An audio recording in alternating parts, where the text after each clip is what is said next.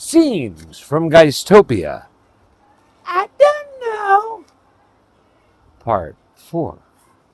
So then I started rubbing my leg like this. And this is something I've done for a long time around my feet. And I looked it up once. Part of it is this, that it's a soothing, relaxing thing. Apparently, quite a number of people do it. But I've also always used it as a way to sort of like massage this leg, because even pre-stroke, I've had all sorts of, this leg's weird, man. And it was really, like, I was really feeling it up in the arch of my foot. And, oh, yeah, it felt good. And it just kept, my leg just kept rubbing and rubbing and rubbing. I've never so much. And all of a sudden, my leg like let loose and was just, what the hell is happening? While I was doing this, though, I realized that my legs were, I was sort of in the formation of the cross. And so now we've moved from John the Baptist to Jesus. And of course, this is amusing to me because they are very so closely related, both in story and in archetype. So that was curious for me. I'm trying to find dishes without going too far away from you. You're so far away from me. You're so far away from me. Now, again, I don't know exactly if I'm telling you these in the exact order, because so much overlapped. Like with the leg rubbing, I finally got the shaking under control, and I was kind of centering and focusing myself, and I focused then on my arm, and I had it up, and there was energy, and it was staying up, and it felt good. It didn't hurt. Right now, it doesn't hurt like it has. What the hell happened last night? Amen. I'm not complaining. My body, like, it still doesn't work right.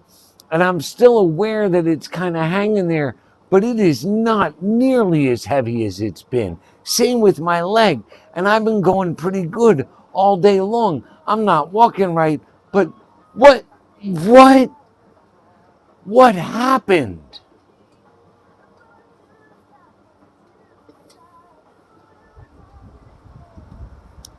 I don't know. I don't know. It just, holy guaca frickin' moly, man. So now I've got all these energies and these thoughts and John the Baptist and Jesus, and then I had a flash of who were the Roman founders, Romulus and Remus, also two guys I don't know nearly enough about, and I chuckled about that because I found that intriguing for reasons we may or may not touch on in this particular series. Physically, like I say, this was going on and on and on, and I couldn't rest, and I was like, God, what the hell? And I got up, I decided to walk it off, and I was holding on to this, and I was going over there, and I did eventually get it to settle down, and I laid down, and it still was hard for me to drift off to sleep. It would still shake, and I'd have to hold it to keep it from shaking and grooving.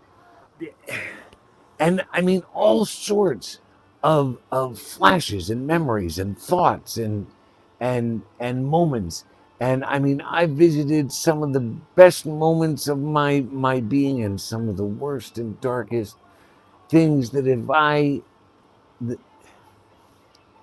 I made W words, things I very well might W words didn't ever happen or occur or exist, but they do.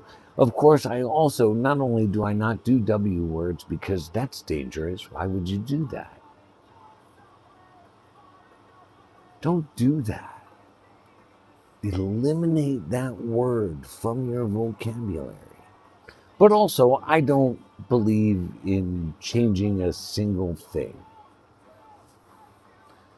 because one slight change changes everything. And the further away you get from that change, the more drastic the other changes become, and you might not like the other outcome. Just saying. And I did. I prayed. I was like, God, please, please do whatever. Like, what about all those nights that I go to sleep and you just do whatever you do to me, and I only know it because when I wake up in the morning, I'm like, oh, what did you do to me? And why can't this be one of those? Why do I gotta be awake through it? And when I say like all along the way, it was so random and it was happening fast. At one point, I had this flash, and this is why I said it's all in there. It's all in there. Has it has it not ever happened to you where randomly you have the most random thought, memory, vision, flashback? And when I say random, I don't mean something you've thought about before. I'm talking completely freaking random. And you're like, why am I thinking of that? And I didn't even know that was in there. I forgot all about that. Oh, yeah.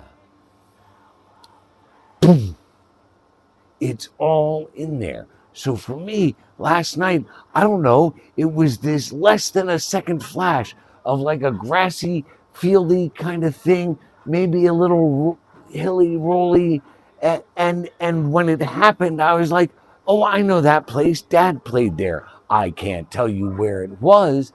I only know that I knew it. Poof. Why?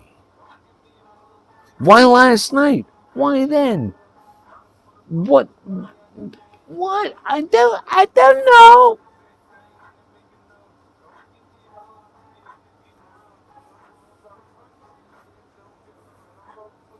I gotta try to put some life back together here. I am such a freaking mess.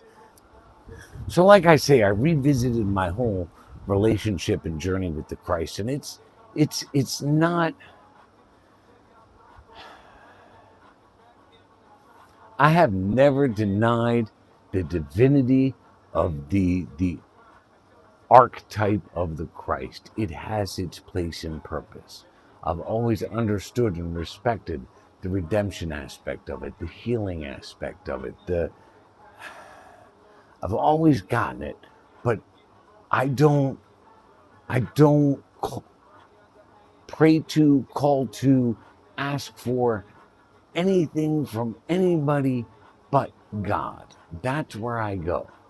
And if I once heard a woman, she had been a new age writer and her focus was on angels, and she had, I don't know, some sort of crazy conversion to Christianity. And I only know this because somebody tried to use it as a way to convert me, and I was like, get the hell out of here. I never really cared for this woman as an author anyway, so I'm not, and I was not shocked by anything she said. In fact, I wanted to be like, I thought you were an expert on angels. What the hell is the matter with you? She said, you never call, you shouldn't call on the angels directly. You pray to God, and if the angels are necessary, then God will send them. Right. Yeah. That's how it works.